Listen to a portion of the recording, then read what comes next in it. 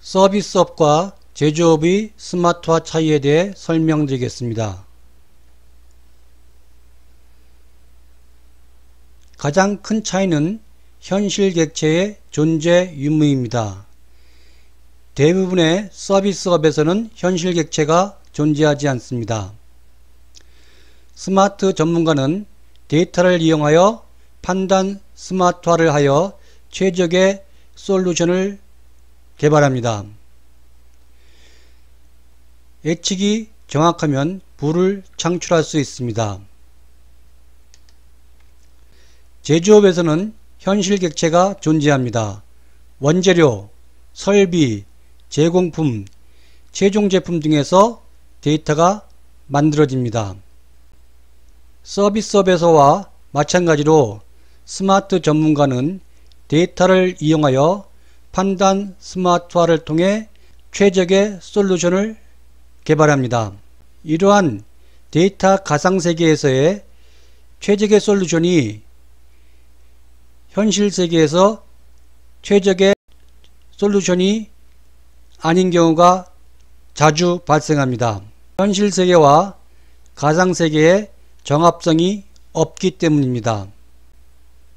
가상세계의 솔루션이 현실 세계의 솔루션으로 연결되기 위해서는 가상세계와 현실 세계의 정합성이 확보되어야 합니다. 데이터 가상세계와 현실 세계의 정합성 확보에서 산업 전문가의 역할은 필수적입니다. 최근에 가상세계와 현실 세계의 정합성을 확보하기 위해서 CPS, 사이버 피지컬 시스템 혹은 디지털 트윈이 개발되고 있습니다. 또 한 가지 제조업에서는 예측과 더불어 제어를 해야 부를 창출할 수 있습니다. 제조산업 전문가는 서비스 산업 전문가가 하지 않는 두 가지의 중요한 역할이 있습니다. 첫째는 현실 객체와 데이터의 연결입니다. 둘째는 제어를 위한 인과관계 확인입니다. 이 두 개의 역할을 제대로 하기 위해서는 산업지식이 필요합니다. 스마트화 큐레이터가 필요합니다. 스마트 전문가는 스마트 지식을 가지고 있고 산업 전문가는 산업 지식을 가지고 있습니다. 따라서 산업 지식과 스마트 지식의 본질과 개요를 이해하는 큐레이터의 종합기획이 필요합니다. 제조업 스마트화에서는 산업 전문가와 스마트화 큐레이터의 역할이 중요합니다. 에자일 개발 필요성이 서비스업보다는 제조업에서 큽니다. 2001년도에 소프트웨어 개발자들은 에자일 선언을 하였습니다. 먼저 기존의 폭포수 개발 방법에 대해 설명드리겠습니다. 개발 업무 단계별로 개발을 진행하며 전통적 대규모 프로젝트에 사용됩니다. 이전 단계가 완벽하게 완료된 후 다음 단계를 시작합니다.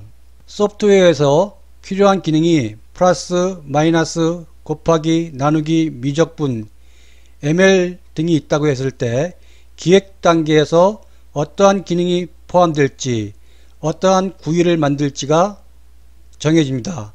그 후에 데이터 수집, 분석, 모델 개발, 최적화, 테스트 단계를 거쳐 활용자에게 결과물이 제공됩니다.